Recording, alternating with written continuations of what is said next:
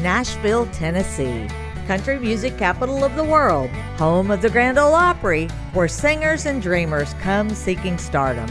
Join me as we learn about the lives and careers of those who built this town on Classic Country Backstories.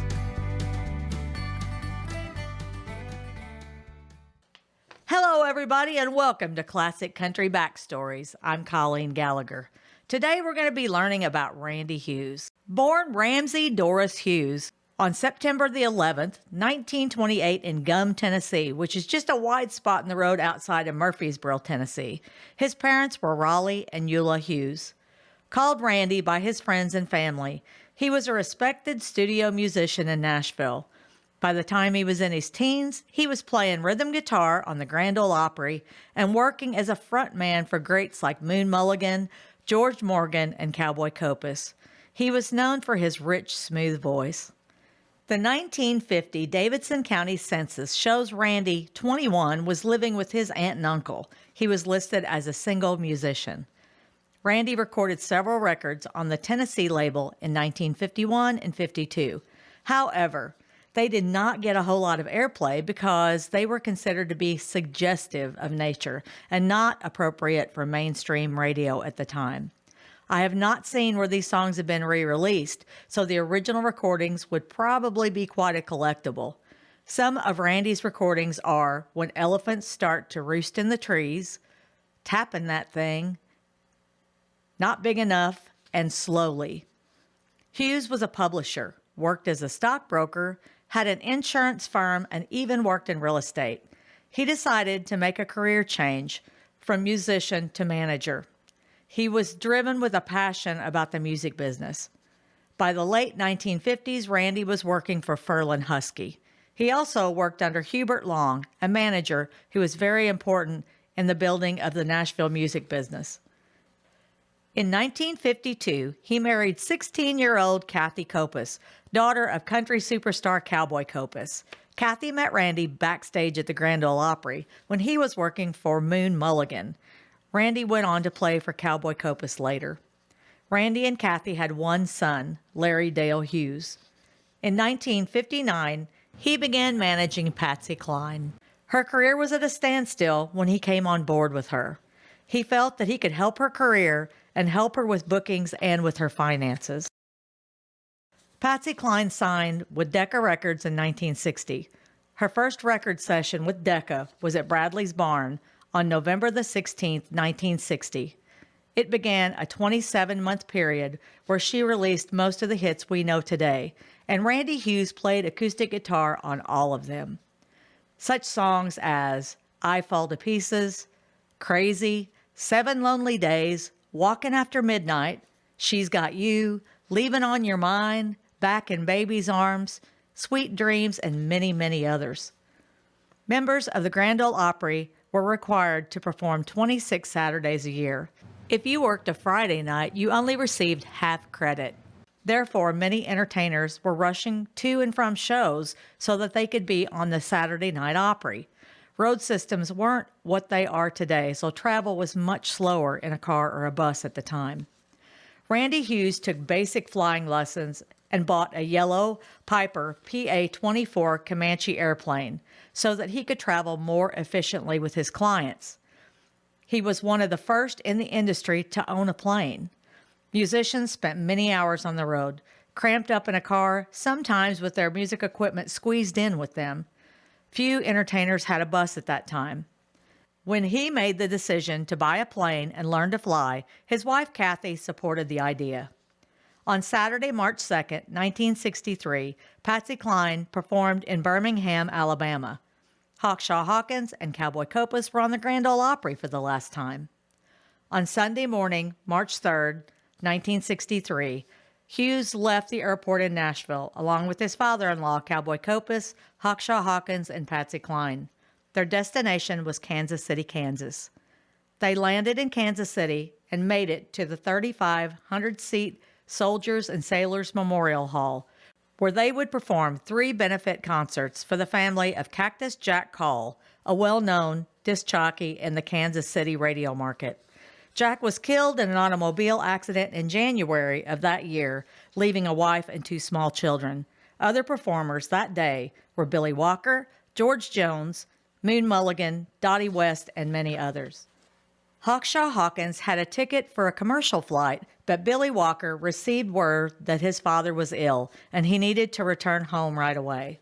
So Hawkshaw gave the ticket to Billy and decided to take Hughes' plane on the return flight to Nashville. The next morning, on March 4th, the weather was bad and visibility was poor. Therefore, Hughes, Cline, Copus, and Hawkins were forced to stay in Kansas City for one more night. On Tuesday, March 5th, the group finally flew out of the Kansas City airport. They made stops in Rogers, Arkansas, and Dyersburg, Tennessee to refuel. The weather was not good, visibility was poor, and the manager of the Dyersburg airport suggested to Hughes that the crew stay the night and fly out the next day. However, there were many reasons to get back to Nashville. Hawk's wife, Jean Shepherd, was 8 months pregnant. Patsy was sick and had a sick child waiting at home for her, and Cowboy Copas was expected to be a pallbearer for Sleepy McDaniel, who played bass guitar for Hank Snow. Randy received a report from the FAA that weather conditions were below VFR minima. This meant that flying a visual flight path is not recommended. Randy got more weather reports before departing. He called Kathy to tell her to call Coal Mill Flying Service and tell them to turn on the runway lights. They would be home in about 2 hours. Then they departed Dyersburg Airport shortly after 6 p.m., heading for Nashville. When they did not return home, search parties were sent out. Roger Miller, who was just coming up in the music business, headed out to look for the crash site. He found wreckage just after it had been discovered by a father and son. The plane wreckage was located around 6 a.m. the next morning in a wooded area known as Fatty Bottom, just west of Camden, Tennessee. Randy Hughes, Cowboy Copas, Hawkshaw Hawkins, and Patsy Cline died on impact. Sadly, the families were not notified of the deaths before it was announced on WSM's 7 a.m. morning news program, as had been reported in interviews with Kathy Copas and Charlie Dick, husband of Patsy Cline. Copas lost her father and her husband. She had a 7-year-old son. She had a brother who was grown, but her brother Michael was only 11 years old when his father died. The funerals of Cowboy Copas, Randy Hughes, and Hawkshaw Hawkins were all held on March 8, 1963. All were interred at Forest Lawn Memorial Gardens in Goodlettsville, Tennessee, in a section labeled Music Row. Memorial services were held for Patsy Cline in Nashville. Then her body was sent back to Winchester, Virginia, her hometown, for burial at the Shenandoah Memorial Park. The FAA's final conclusion was the non-instrument-rated pilot attempted flight in adverse weather conditions, resulting in disorientation and subsequent loss of control.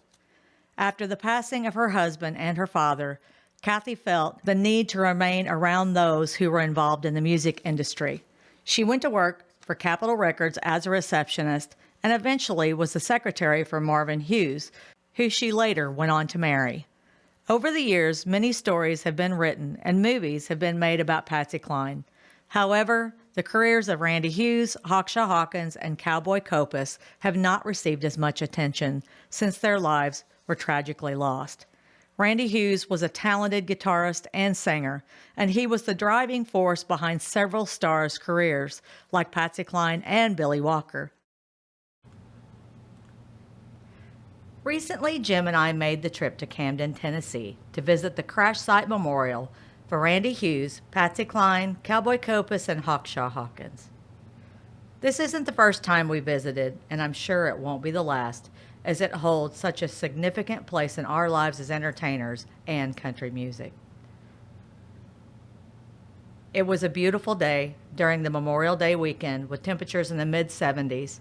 You could hear the rustling of the leaves in the trees and the birds calling. It was a perfect day for the visit.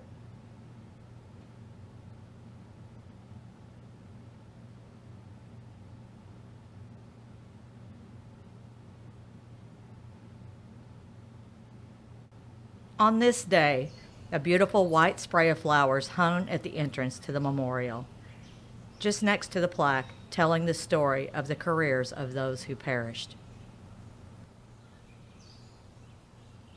The path leading to the memorial is winding, although not too long. I would advise visitors to wear tennis shoes as the path is gravel and not pavement.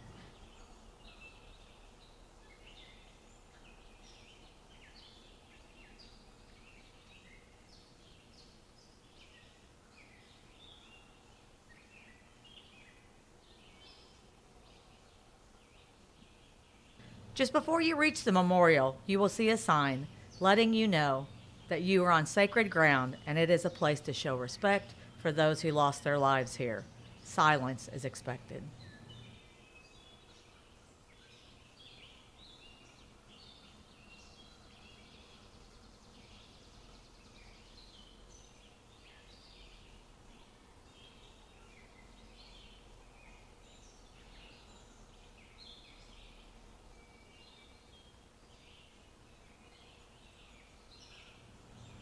As you approach the stone monument, you see remnants of past visitors who have come to pay their respects. Some have left flowers, some coins, while others leave more personal items to symbolize their feelings. 2 benches are provided for those who would like to sit.